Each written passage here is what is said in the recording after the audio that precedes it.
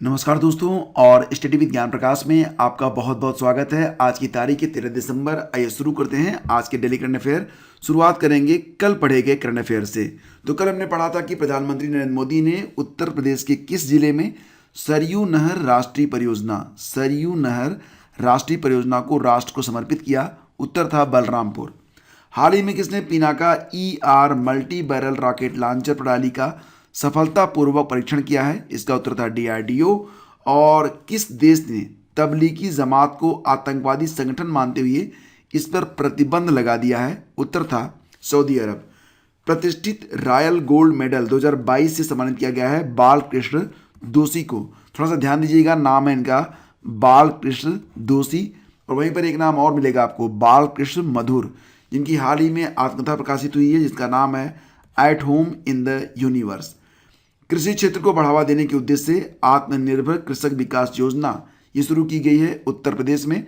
और यहाँ पर देखिए गलती से टाइप हुआ है राजेश बिंदल, तो आपको बता दें कि उत्तर प्रदेश के इलाहाबाद हाई कोर्ट के चीफ जस्टिस हैं राजेश बिंदल, तो ये भी आप याद रखिएगा। हाल ही में मानवाधिकार दिवस मनाया गया था 10 दिसंबर को, जिसकी थीम लगाई गई इक्वलिटी रिड्यूसिंग इन इक्वलिटीज एडवांसिंग ह्यूमन राइट्स। और इसरो ने नाविक मैसेजिंग सर्विस के रिसर्च एंड डेवलपमेंट को मजबूत करने के लिए जिस मोबाइल कंपनी से हाथ मिलाया है उसका नाम ओप्पो है। एशिया युवा पैरा खेल 2021 सबसे ज़्यादा पदक जीते ईरान ने। और हाल ही में जारी विश्व असमानता रिपोर्ट 2022 किस संस्था ने जारी किया? वर्ल्ड इन इक्वलिटी लैब में। तो दोस्तों ये थे कल के प्रश्न। अब आइए शुरू करते हैं आज की करंट अफेयर। पहला क्वेश्चन, भारतीय आयुर्विज्ञान अनुसंधान परिषद के डिब्रूगढ़ क्षेत्रीय केंद्र के किस वरिष्ठ वैज्ञानिक ने 2 घंटे में ओमिक्रॉन वेरिएंट का पता लगाने वाली किट को तैयार कर लिया है? बहुत इंपॉर्टेंट क्वेश्चन है। जो ये कोरोना का नया वेरिएंट है, ओमिक्रॉन जिसे कहा जाता है, उसका पता 2 घंटे में चल जाएगा इस किट के माध्यम से, जिसे विकसित किया गया है भारतीय आयुर्विज्ञान अनुसंधान परिषद के डिब्रूगढ़ क्षेत्रीय केंद्र के डॉक्टर विश्वजीत बोरकाटोकी के द्वारा। तो विकल्प बी इसका बहुत ही महत्वपूर्ण है और इसको जरूर याद रखिएगा। डॉक्टर विश्वजीत बोरकाटोकी का नाम एग्जाम में ये पूछा जा सकता है। इसका उत्तर हो जाएगा ऑप्शन बी। तो फ्रेंड्स, वरिष्ठ वैज्ञानिक डॉक्टर विश्वजीत बोरकाटोकी के नेतृत्व में भारतीय आयुर्विज्ञान अनुसंधान परिषद क्षेत्रीय चिकित्सा अनुसंधान केंद्र डिब्रूगढ़ ने एक ऐसी किट तैयार की है जो 2 घंटे के भीतर ही ओमिक्रॉन वेरिएंट का पता लगा लेती है। बहुत ही महत्वपूर्ण उपलब्धि है क्योंकि वर्तमान में वेरिएंट का पता लगाने में जो लक्षित सीक्वेंसिंग है उसके लिए मिनिमम 36 घंटे मतलब लगभग 3 दिन और संपूर्ण जीनोम सीक्वेंसिंग लिए 4-5 दिन लग जाते हैं।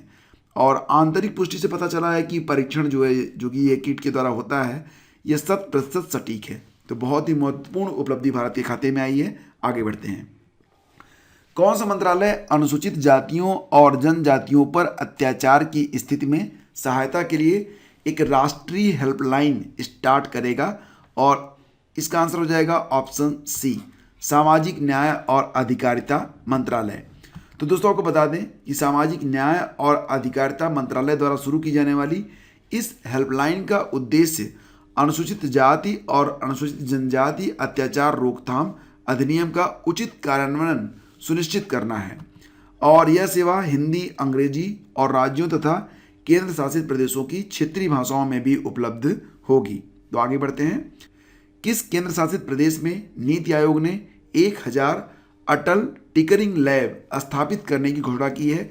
तो इसका उत्तर हो जाएगा ऑप्शन ए, यानी कि जम्मू और कश्मीर में ये लैब स्थापित किए जाएंगे सभी 1000 स्कूलों में। तो ये अटल टिकरिंग लैब क्या होता है? देखिए फ्रेंड्स, विद्यार्थियों के लिए 2 प्रकार की शिक्षाएं होती हैं। एक तो होगी किताबी शिक्षा, दूसरी होती है प्रैक्टिकल। तो इस अटल टिकरिंग लैब के द्वारा इन स्कूलों में, इन विद्यालयों में, शिक्षण संस्थाओं में ऐसे लैब खोले जाएंगे जो विद्यार्थियों को वर्चुअल के साथ साथ उसका प्रैक्टिकल करने की भी सुविधा उपलब्ध कराएंगे। ये प्रयोगशालाएं जो होंगी वो 3D प्रिंटिंग, आर्टिफिशियल इंटेलिजेंस यानी कि AI और रोबोटिक्स के नए तकनीकों से छात्रों को रूबरू होने का मौका देती हैं। बेसिकली आप इसको ऐसे समझिए कि ये बहुत ही हाई फैसिलिटी वाले साइंटिफिक लैब होंगे जो विद्यार्थियों को बिल्कुल वो चीज़ें करके दिखाएंगे जो आप और हम किताबों के पन्नों पर, ब्लैक बोर्ड पर या फिर समझ लीजिए चित्रों के माध्यम से समझने की कोशिश करते हैं, उसको ये लोग 3D में देख पाएंगे। तो वास्तव में ये बहुत ही रोमांचकारी अनुभव होगा। अटल टिकरिंग लैब की 1000 शाखाएं खुलेंगी कहाँ पर? जम्मू और कश्मीर में। आगे बढ़ते हैं। Ramanujam prize for young mathematician पुरस्कार से किसे सम्मानित किया गया है? उत्तर हो जाएगा ऑप्शन ए, नीना गुप्ता को। तो फ्रेंड्स, कोलकाता स्थित इंडियन स्टैटिस्टिकल इंस्टीट्यूट की प्रोफेसर नीना गुप्ता को गणित के सबसे प्रतिष्ठित पुरस्कार Ramanujan prize for young mathematician प्रदान किया गया है।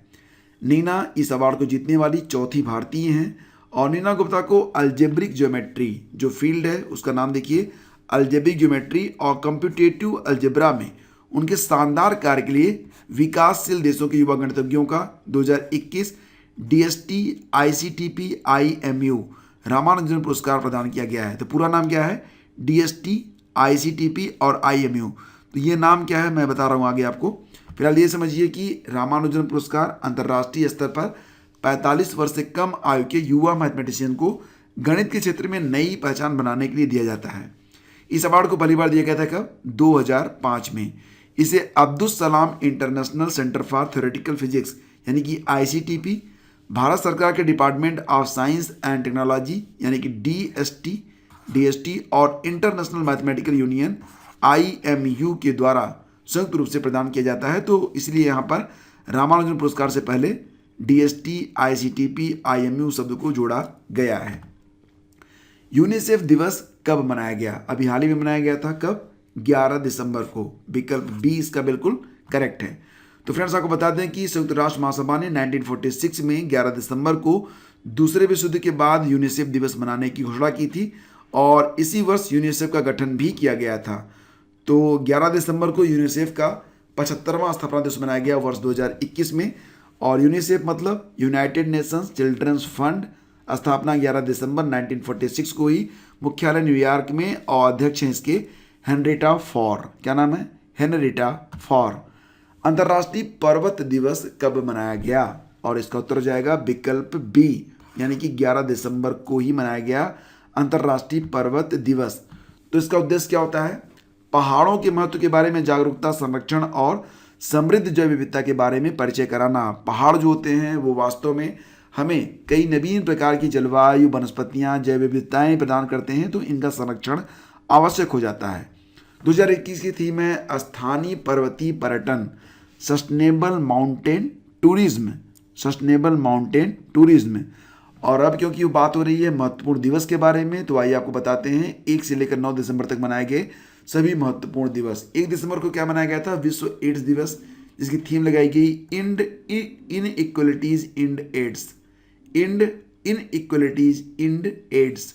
2 दिसंबर को मनाया गया विश्व कंप्यूटर साक्षरता दिवस। 4 दिसंबर को भारतीय नौसेना दिवस, थीम रही स्वर्णिम विजय वर्ष।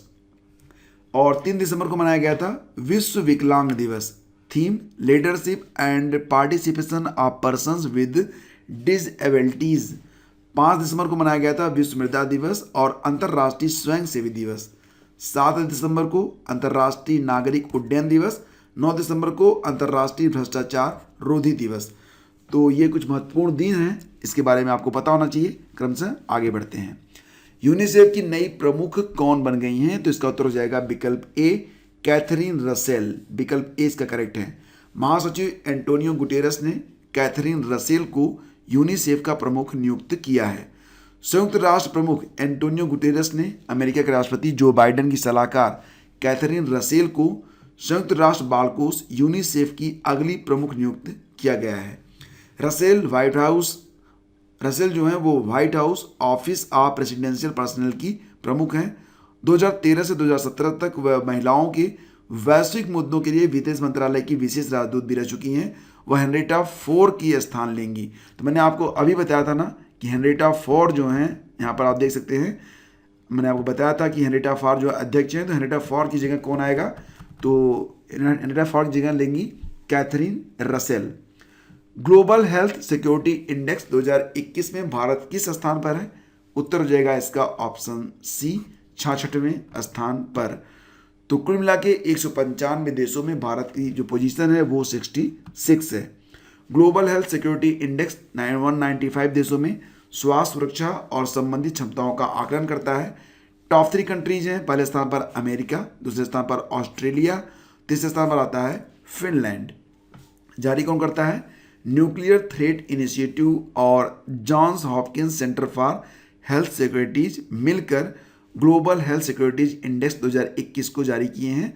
और इसमें भारत की रैंक याद रखना बहुत इंपॉर्टेंट है, 66 है, क्योंकि महामारी का दौर है। तो निश्चित रूप से ये प्रश्न इंपॉर्टेंट हो जाता है एग्जाम में। हो सकता है कि एग्जामिनर के दिमाग में आ जाए ये प्रश्न और वो इसे ही रख दे। तो समुद्री तटों की सफाई के लिए पुनीत सागर अभियान किसने चलाया है? उत्तर हो जाएगा इसका एनसीसी ने, यानी कि विकल्प ए इसका करेक्ट है। तो फ्रेंड्स, पुनीत सागर अभियान के तहत राष्ट्रीय कैडेट कोर के लगभग 30,000 कैडेटों ने समुद्र तटों की सफाई की है।